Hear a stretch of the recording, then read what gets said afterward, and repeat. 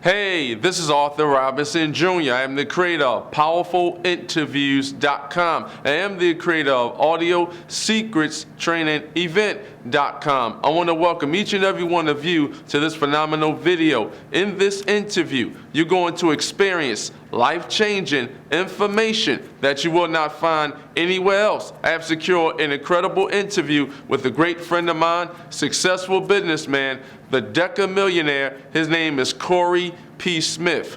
Corey P. Smith, he is the best-selling author of his phenomenal book, which is called Conspiracy of Credit. So in this interview, you're going to hear exclusively how Corey P. Smith, he breaks down layman's terms about how you can actually obtain phenomenal personal credit and business credit. Also in this interview, Corey P. Smith, he breaks down layman's terms on how you can actually freeze your credit profile when you want to basically increase your credit scores for your personal credit as well as for your business credit. Also in this interview, Corey P. Smith, he breaks down layman's terms on how you can actually accumulate business credit and much, much more. So remember, this is not BS information. The right information will change your current situation. Wealthy people, they take advice from other wealthy people, and unfortunately, broke people take advice from broke people. So right about now, go get your pen and your pad, sit back and relax, and write down some notes in this interview that I'm going to reveal to each and every one of you with my great friend, successful businessman, the Millionaire, the business credit expert specialist. His name is Corey P. Smith. This interview, it will change your life. And don't forget to subscribe to my YouTube channel. That way you'll be well informed when I publish more underground audio interviews. So, check it out. Without further ado, I'd like to welcome the one, the only, the powerful Corey P. Smith to the show. How you doing, man? Man, that's an awesome introduction, man. I'm over here blushing. Well, I'd like to thank you, Corey, for taking time out of your busy schedule to educate me and the listeners worldwide about business credit and personal credit. I gladly appreciate it. No, man, I thank you for having me on your show. Like I always say, I'm always excited talking about credit. It's something that I love to do. It's my life. So, man, thank you for having me on. Well, I thank you, Corey. To everyone that's listening, I highly recommend go and get your pen and your pad right now. My great friend Corey P. Smith is going to break down layman's terms about the power of business credit and personal credit, and we're going to talk about his powerful outside-the-box book, which is called How to Outsmart the Credit Bureaus. Is that correct, Corey? Yeah, that's correct. It's actually 3 books now. The Conspiracy of Credit, How to Outsmart the Credit Bureaus, and the one I just released last week, and that was the Unbreakable Laws of Business Credit. Wow. Everybody should try to get those books in the library. What I'd like to know, Corey, can you explain to the listeners in layman's terms, who is the powerful Corey P. Smith? How long you been in your powerful industry, and what is your expertise? Of course, my expertise is credit. I've been in this industry since the late '90s, so just over 20 years. Who I am, I try to stay humble. I like to think of myself as being a humble guy. I like to, think of myself as being extraordinary at the same time while I'm being humble.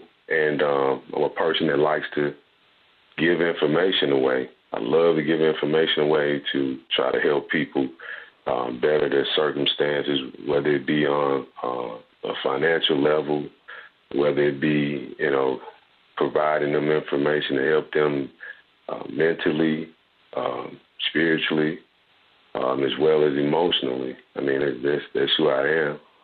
Humble but extraordinary. Wow. Now, Corey, I seen a powerful video that you did, and you said that business credit is like personal credit on steroids. And you also said that you can actually put your credit report on freeze. Can you explain to the listeners what is the purpose of business credit and personal credit, and how can you put your credit report on freeze? Well, I'll start by saying, in that video you saw, the reason I made that statement and I said business credit is essentially personal credit on steroids, I said it because I see a lot of things on social media, see a lot of things on the internet with people, providing services in regards to people building business credit, and the way they present it in a way like it's complex, and they may do that because of the dollar amount that they might want to put on charging people to teach them or to charge them for a service, and if people can understand personal credit, then they can understand business credit, and it's just simply following simple steps, and that's why my book that I just released, The Unbreakable Laws of Business Credit, it's a very simple book that helps you just follow steps 1, 2, 3, like A, B, C, D, E, F, G, to building a real solid corporate credit file. That's the reason why I made that statement with saying business credit is personal credit on steroids, because it's simple. It's simple, but it can get you big dollars to help you position yourself better financially. You can do the same thing with personal credit. You can acquire funds using your personal credit, but at the same time, you have to know how to leverage that debt once you obtain it, because that's what credit is initially, is debt. And people just have to be taught to leverage that debt to turn it into multiple streams of income and producing assets to service the debt that was created. When I talk about freezing your credit files, especially now, sometimes after you have acquired a certain amount of credit, meaning money, whether it be lines of credit, and you're taking a break and having it pulled with inquiries, you want to freeze it. You want to shut it down. That way no one's making money off of your file by pulling it, and no one's being able to even solicit you. You're essentially in control of that, and that's the reason why sometimes I talk about freezing your credit file. Wow. And then in the video, you also mentioned about freezing your ID analytics report. Why is that important to entrepreneurs and business owners? Well, it's more important for people that's personally trying to repair their credit. When I talk about freezing your ID analytics, your SaveStream or your LexisNexis reports, that's to help you during the process of disputing certain things on your credit file, because you don't want to give a creditor or a collection agency or even the bureaus any type of leverage to resist you during the dispute process. And that's the reason why I started talking about freezing those files, such as LexisNexis, SaveStream, IRA, and ID Analytics, and all these databases that retains your personal and public information as well. That's the reason why I say freeze it. So wow. you don't want to give them anything to reference back to, because you might have to you might have to play a few games. You might have to play a few games when you're cleaning up your credit. You all, whether people want to accept it or not, the game is not fair. It's not fair on their end. The people that you're disputing certain accounts with, man, they're on the same team as the credit bureaus. People that so you got to think in that manner, if that makes sense. Oh, that makes a lot of sense. So with collection agencies, you basically don't have to do business with the bill collectors. And can you actually send them a cease and desist letter for them to stop harassing you? Man, you don't even have to do that. I mean, you can, but I'll never pay a collection agency. Never in life. Never in life, because it's a business for them. And you the business. So first time I would advise anybody, the first time you get a letter from a collection agency, and I'll say this 100 times over, don't push it to the side. Respond to them. And when you respond to them, don't respond to them with, hey, send me a validation of debt letter. Don't even do that. You start off the rip with, hey, this is not my account. Whether people like it or not, like, even if it is your account, it's not my account. Because they don't know. They don't know. And one thing about it, when we're talking about the laws regarding debt collection, you're in violation if you continue to try to collect on a debt that's possibly the result of identity theft or fraud, if you catch my drift. So, wow. So it's a number of things that you can do, and I talk about those things in the book. Like, I never start out with send me a validation of debt. I always respond. I always respond by saying, I don't know what you're talking about. And at that point, they are supposed to redeem that back to the original creditor, which they bought their debt from. Sometimes they still will try to respond with, a lot of them doing this now. A lot of them are sending these affidavit of sales, and they're just simply, they're trying to establish a legal right to say that they are the original creditor, and we have a right to collect. And you don't have to fall for that. And so I tell people to hit them back with an affidavit of denial. And that's I put an example of that in my book, Conspiracy of Credit, as well. So, it's a game, and you got to play the game back with them. And as I keep stating, the game is not fair. Whether you want to believe it's fair or not, it's not fair.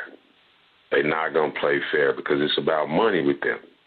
That's true. So so people need to understand that.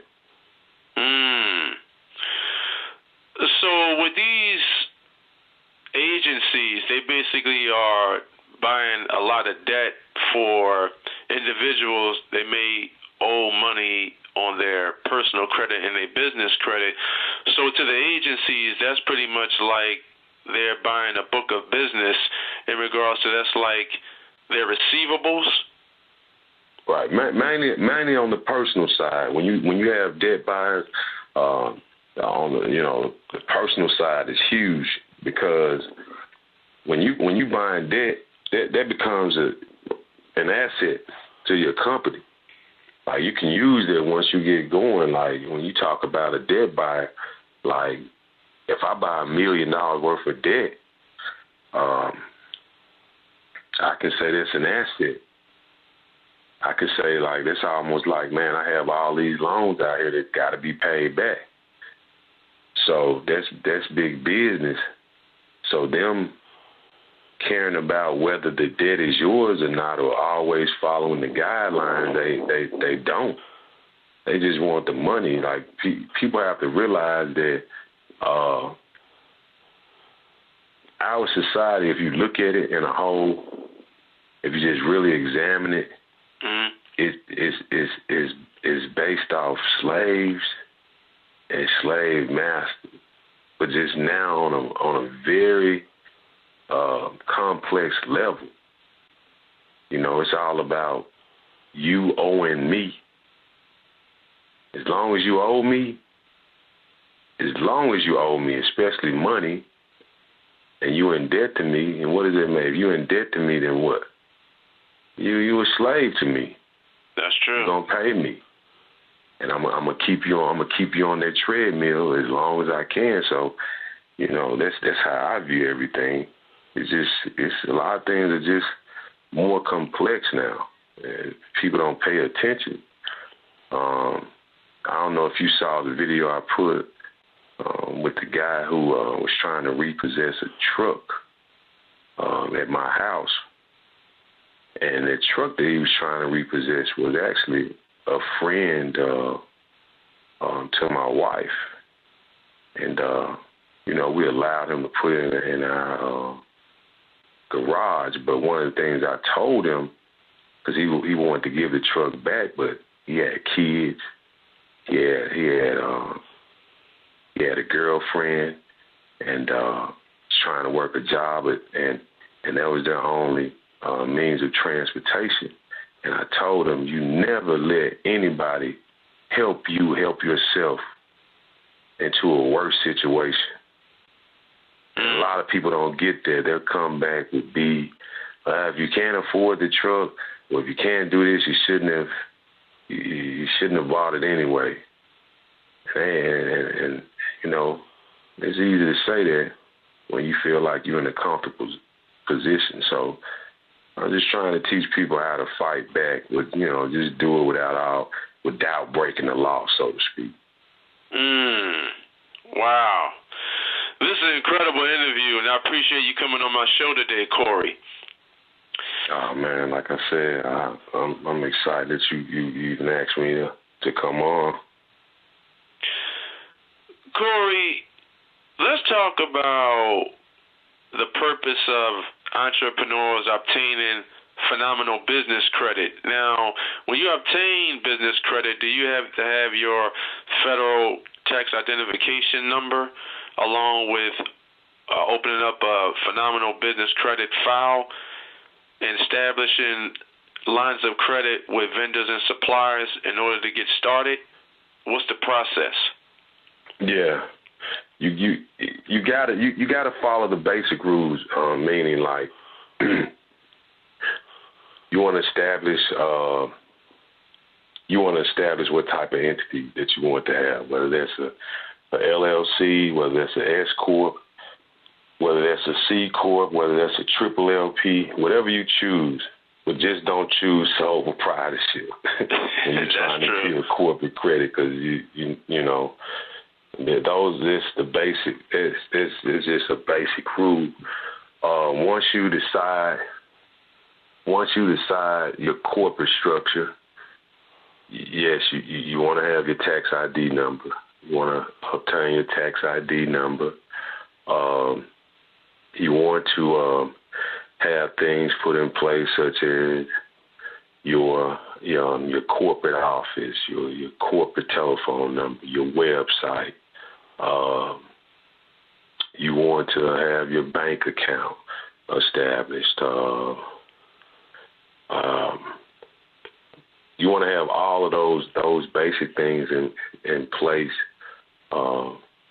before you even begin to try to obtain these net 10, net 20, net 30 accounts.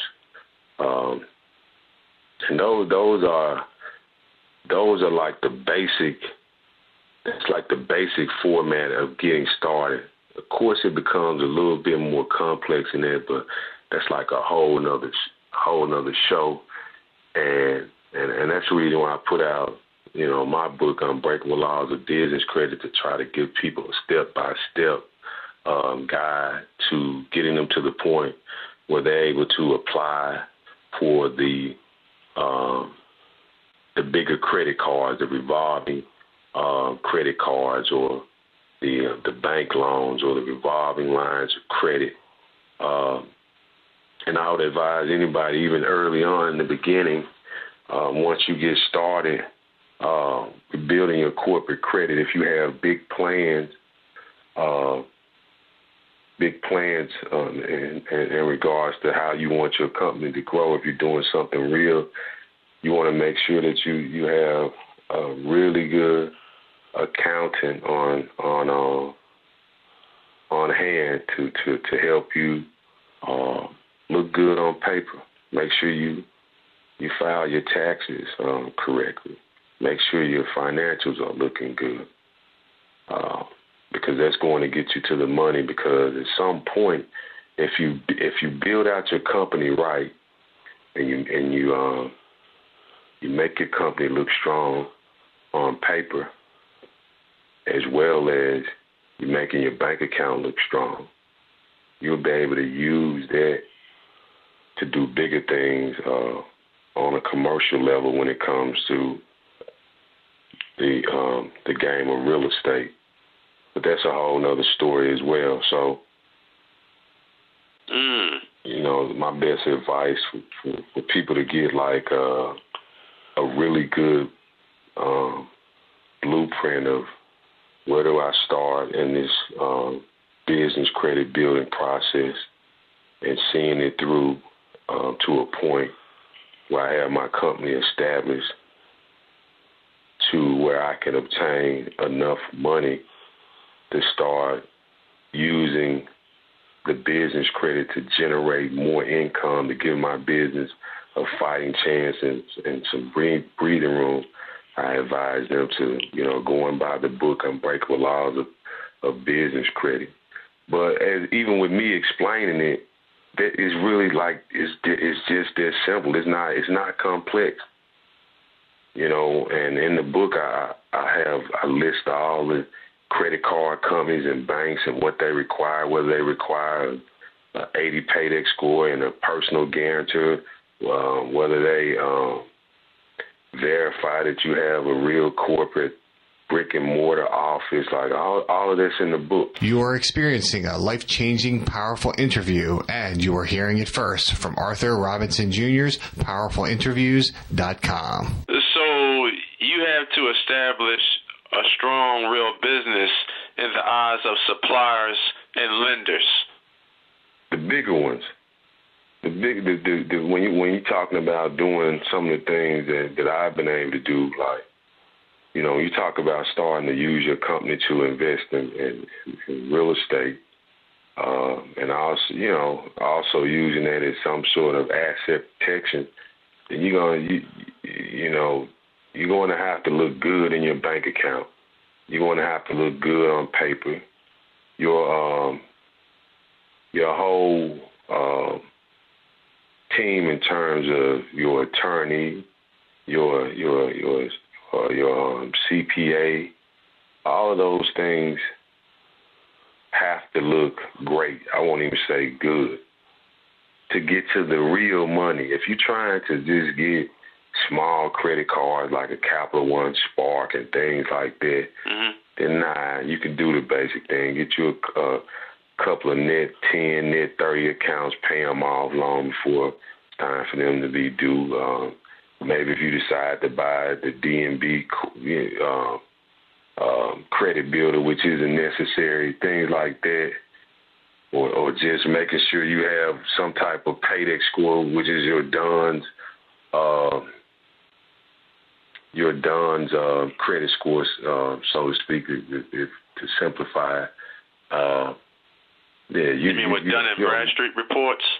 Right, Dun & Bradstreet. You don't have to do a whole lot. You don't have to take it to that level if you're just trying to do basic things like that. But to get to the real money, to be able to walk in the bank and say, hey, I need $150,000, and they want to start asking for paperwork and and they giving it to you in the form of a check or cash and not on the credit card, then you want to make sure you look good all around. You want to make sure your bank account is looking good, and it's going to take money to do that, and it's going to take time.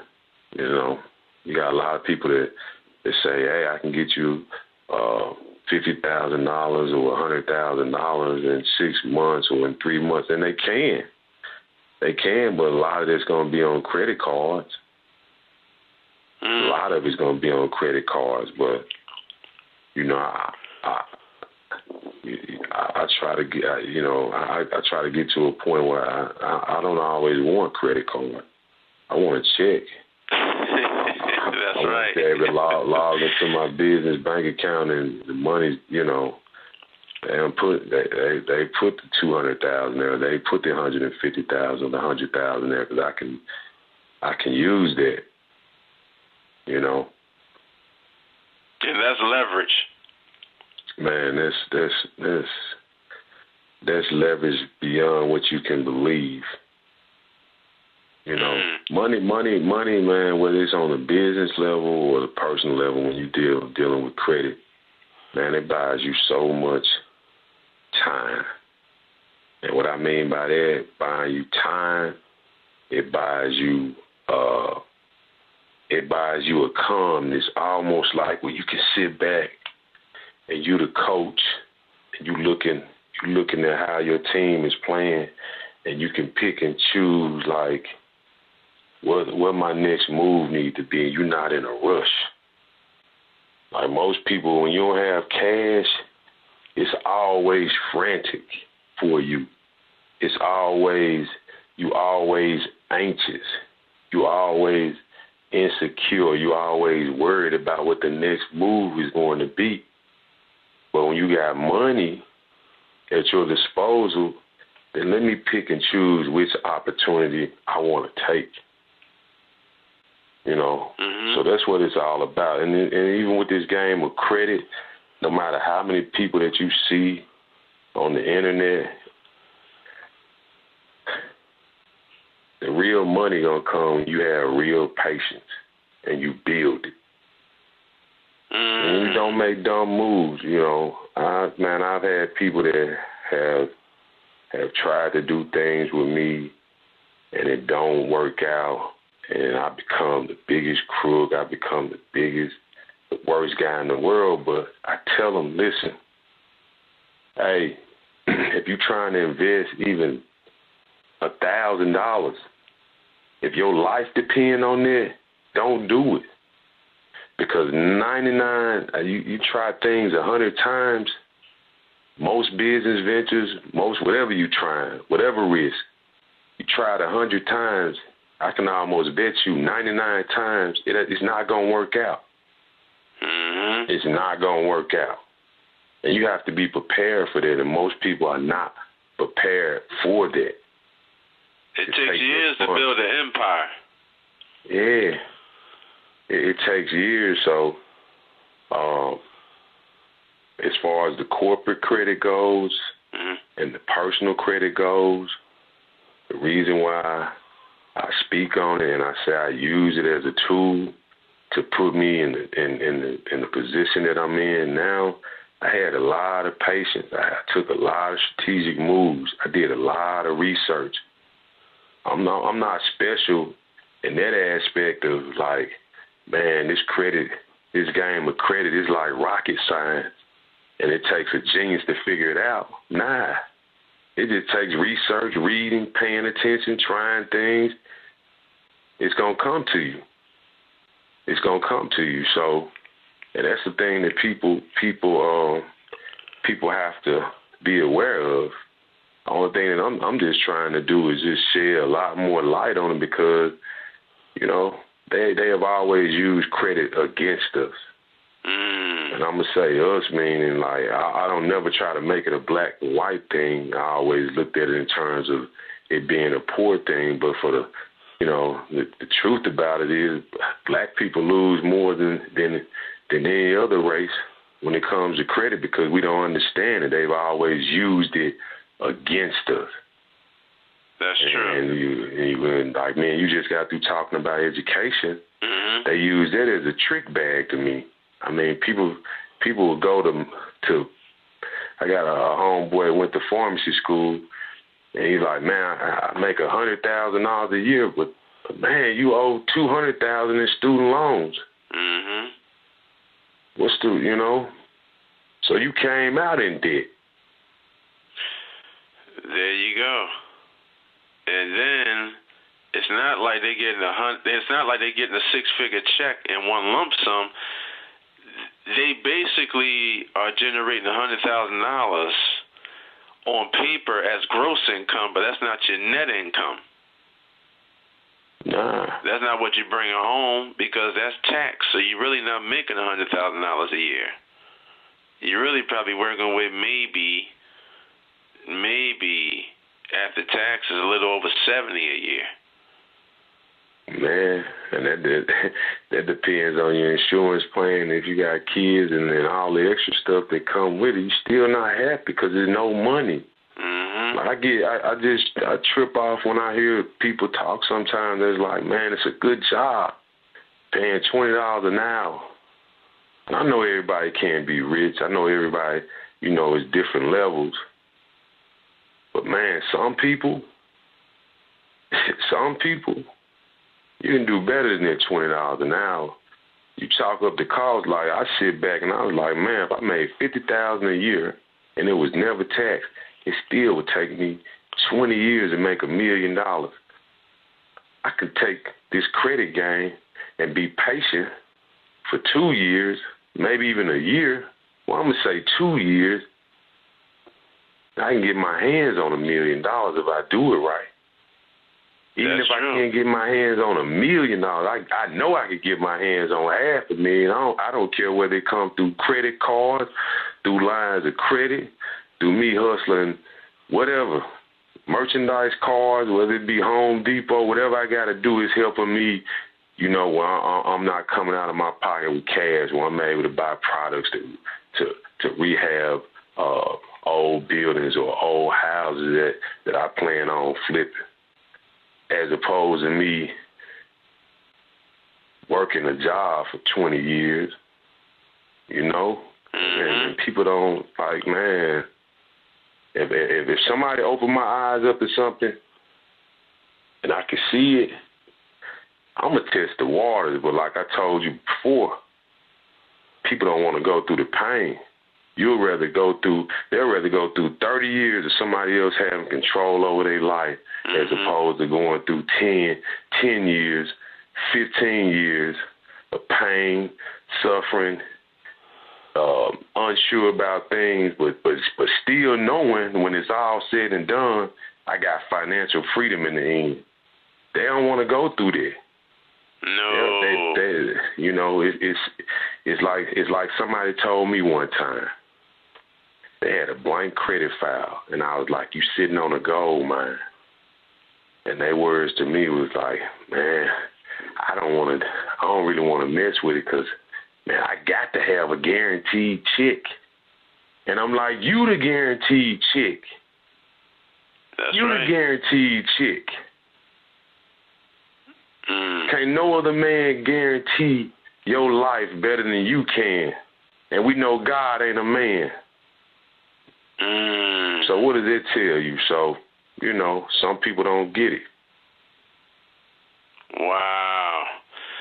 That is absolutely true.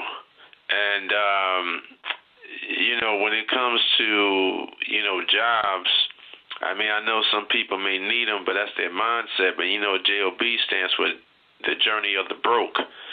And in order for you to really have some breathing room, or whether it's on a personal level or whether you're in the business, you know, you got to generate at least $80,000 a month. That's around $20,000 a week, $3,000 a day.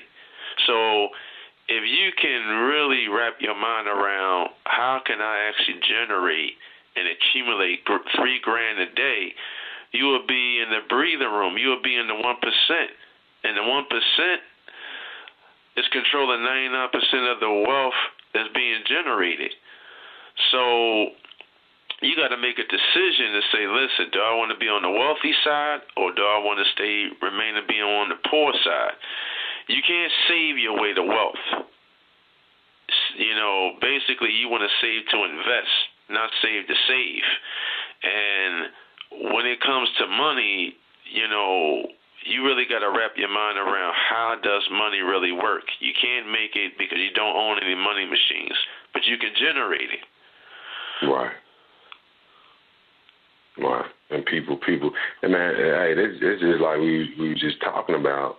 We talked about that money being energy, and you waking up with that $5 in your bank account. How you don't want to get up, but if you got $500,000 in your account, you can't sleep.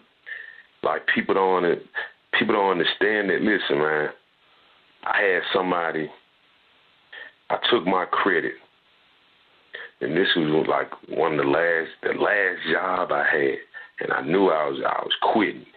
Like, you know, I took my credit because I had good credit, and I had a friend tell me, you crazy. But what I did, over the course of 2, maybe 3 days, I went and bought 7 cars, right? 7.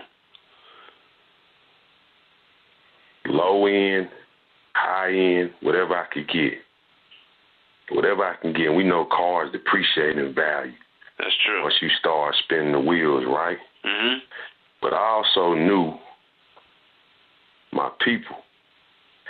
I also knew I pay attention to bigger companies like Hertz and Avis. I know what they're doing. I could do it on a much, much smaller scale, but I took a risk. I bought 7 cars. And I already knew that I had a consumer base, and I took those 7 cars, and I ran them out. Whether they be I had Chargers, I still got them, Chargers, Challengers, Camaros, all the cars I know most people, working class people, they want to drive. But I took those 7 cars, and with those 7 cars, I went from me making $17 an hour. To me, that's barely $2,000 a month with no overtime. But I took 7 cars, renting them out. It was bringing me over. I think that first month when I got finished, I was a little bit over $12,000 in that first month. But if I would have listened to one of my friends, like, man, you crazy. You don't mess your credit up. You don't like this what I do. But most people, they wouldn't even do that. They'd be like, that's crazy. So what I do, man, I'm at $12,000 a month like that. Bam. I went and bought me four houses. And that was residual income for you. Man, that was residual income. And I kept taking off. And and then my book, I had no idea it was going to do what it did or what it's even doing now. Eventually that kicked in. So I ain't even looking back. So, but if I would have just stayed afraid, or if I would have just not even thought of like, man, I'm going to try this. I wasn't trying to make no investment in something that depreciates in value with cars. Like, people were, even when back in the day when I would hear people say, man, I don't have to have a Benz, I don't have to have this and that. Man, I used to tell them back in the day, give me the Benz. That's right. Because cars make me money. And what I mean by that, I'm just keeping it real.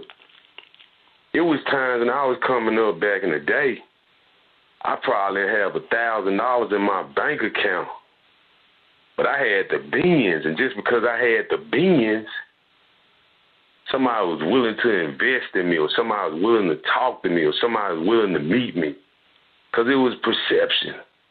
That's right. And perception meets reality. Exactly. But now, I ain't got to do that. I don't care if I pull up in a Ford F-150.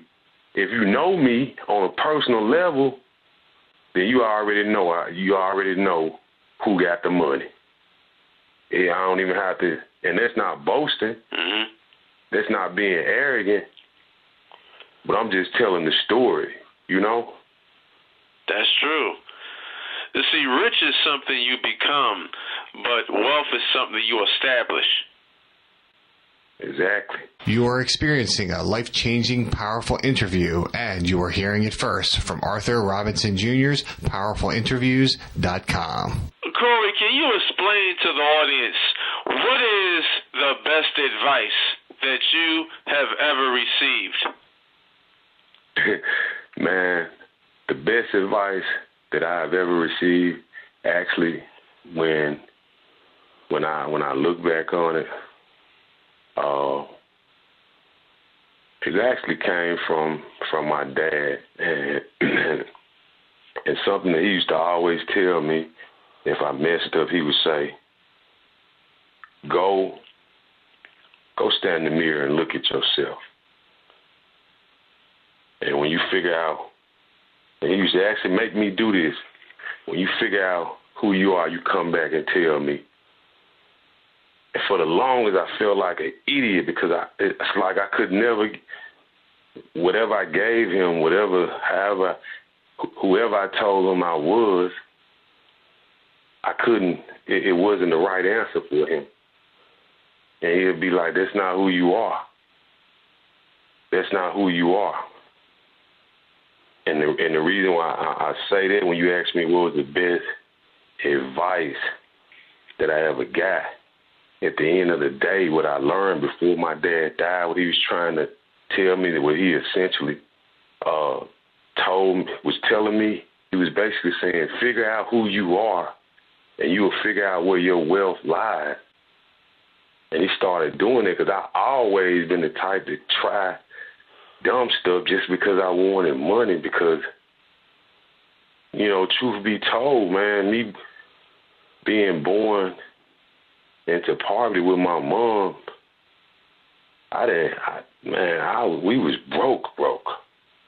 It's a little bit better with my dad, but even with my dad, it's still, you know, I wanted things, you know, and he knew that.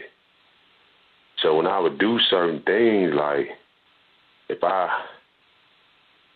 you know, not to just going into, like, I won't even go into this story, but I was doing things to try to get money, because whether I wanted some tennis shoes or some pants, because I had 4 pair of pants going to school, you know? Right. So, but the one thing my dad, he already knew, like, you got to figure out who you are.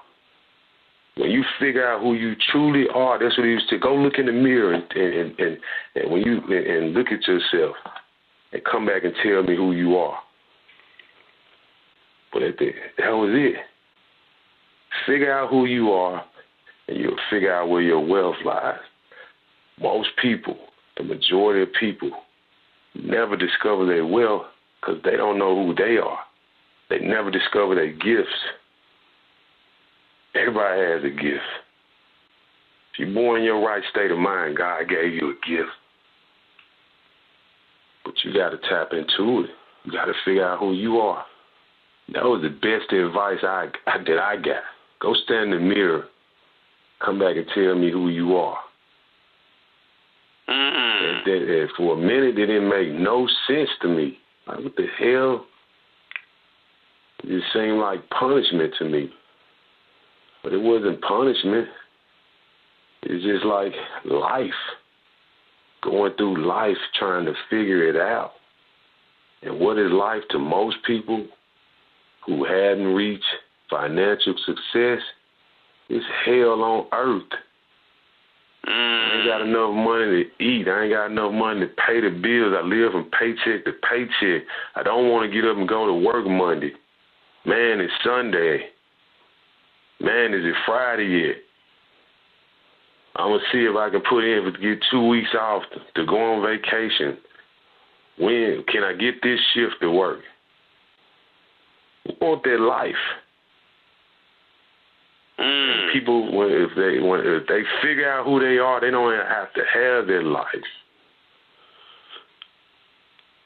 But that's what it boils down to. But that was the best advice that I ever got. Wow. Reflecting back on it, yeah. See, your father, he was instilling work ethics in you, but you just didn't realize it. And like you said, when your money ain't right, you are living in hell while you are on this earth because you create your own heaven and hell. Yeah. Yeah. Hey, I'll say this, man. When I talk about my family, I'm proud of myself when it comes to my kids, when it comes to my wife, because when they ask me something, they don't ask me something to be like, Daddy, can you do this? When they come to me, they already know Daddy can do it. If that makes sense. That makes a lot of sense. Exactly. That makes a lot of sense, because basically you're the alpha male. That's the king of your castle. And, when you're working as a team, you're only as strong as your team. And when it comes to our wives and our children, you got to basically teach them the right way to build their own path to wealth. And our children are our future benefactors. Yeah. You're right. Castle is only destroyed from where? Within. Wow. Corey, you've been breaking down some underground information about personal and business credit. Let's talk about the word entrepreneur. Now, the word entrepreneur means entreprendre, and it was a Latin word, and it was invented in the 15th century in France. And a gentleman by the name of John Baptist, he invented the word, and over 300 years later, that word still exists, which is entrepreneur. So entre means between, and pondre means to take. So it means to take lower productivity and increase it to higher productivity. Can you explain to the listeners how are you increasing your productivity in your businesses? I never stop trying to learn. Whatever industry that I take on, whatever new business venture I take on, I research. I learn as much as I can. I talk to people that are in the industry, whether it's real estate, whether it's trying to, deal with commodities, whether it's trying to break into this new marijuana boom in Canada. I talk to people. I learn. I try to learn as much as I can because that's the key. When you're in the industry, it's no different than athletics or entertainment. You got to learn. You got to work. You got to work when other people's not working. You got to be reading and learning and researching while other people not doing that. So that's how I grow all my business ventures. I never look at me being, I don't know everything. If somebody, now when it comes to credit, I'll say this unapologetically, I'll say that I haven't met anybody yet that knows it better than me. And if it is, I want to meet them. That's probably I'll take that claim when it comes to this industry of credit because I love it. I dissect it through and through. Other business ventures that I'm involved in, I try to. I'm still learning, and I try to learn as much as I can. That's how you increase. It's you know, you never stop learning. Wow. Well, I love surrounding myself around like-minded individuals, and when I'm driving, I let my driving time become my learning time. Right. I get that. And I guess when I talk about learning, that's a part of it, or reaching out to people. You know, that's a part of it. Being around people that vibrate the way I vibrate, or even vibrate on a higher level than me. All of that comes into play when you're trying to grow as an entrepreneur. And you can't be around somebody and you're trying to build a $100 million company, and they telling you that ain't gonna work. How you gonna do that? And I don't know how I'm gonna do it. I'm gonna get it done. It's like I knew when I was broke and my kids needed Christmas toys. I don't know how I'm gonna get it, but I'm gonna get it. I'm gonna get them Christmas toys. Same thing. Wow. You know, most successful people that are hectomillionaires and billionaires and even decamillionaires, they basically didn't know how they was going to actually build successful businesses. They just know they was going to do it. Because the how is really not your business. That's right. That's right. You ain't got time to be figuring out, man. Just do it. Just do it. Now, earlier we talked about money. Now, let's talk about the topic money. Now, I know money is not value. Money is just a facilitator to do transactions. Can you explain to the audience, how would you define money? Man, point blank and period, in my opinion, money is energy, and it's a means of gaining control of your life. Period. It's energy.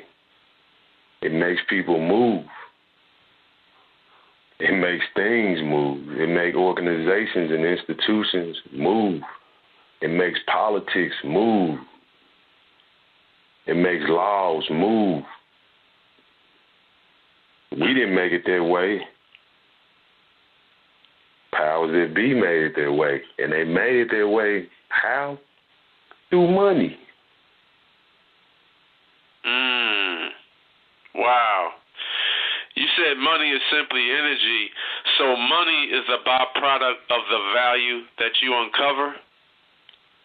Yeah, well, like I just said before, when I speak in terms of it, it's almost like, let me tell you something. Let me tell you this. It's like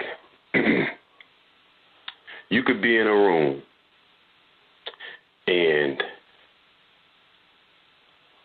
we'll use my favorite guy, Jay-Z. Could be in a room, and guess what? Jay-Z can walk in that room. You know what? You're going to feel his presence. You're going to know money in the room. Mm-hmm. You're going to know. You know, that's because that's, how can I put it? Is it like the transferring of the carrying of currency? I mean, it goes like when I said, man, if you wake up tomorrow morning, you ain't have no money in your pocket or your bank account, call me back and tell me how you feel. But if you wake up tomorrow morning, you got 5 million, 10 million, I probably won't even be able to get you on the phone. Wow. And you know what? That is absolutely true when people know money is in the room. And it's like you have to educate yourself. And like we were saying earlier, And like you said, education is pretty much overrated. And for the millennials, as well as our generation and people that's in the 50s and 60s, and when you're 60, that's middle age. You're still young. A lot of people got to tap into that wealth mindset and say, you know what, I got to tap into this pool of money to really enhance the life for me and my family and my strategic partnerships. And even with your partnerships, the people you're making money with, that's your family as well. That's right. That's your family. And what like even what you just said, when you talk about tapping into it, it's almost like, you know, when you use that word, let's say it's ignorance versus mistakes almost. Like, I haven't been a perfect husband to my wife, right? Mm-hmm. Hadn't been the perfect dad. And what I mean by that is I never had kids before I had kids. I never was a husband before, you know. And it's like I told my wife, I said, listen, I can apologize for my mistakes.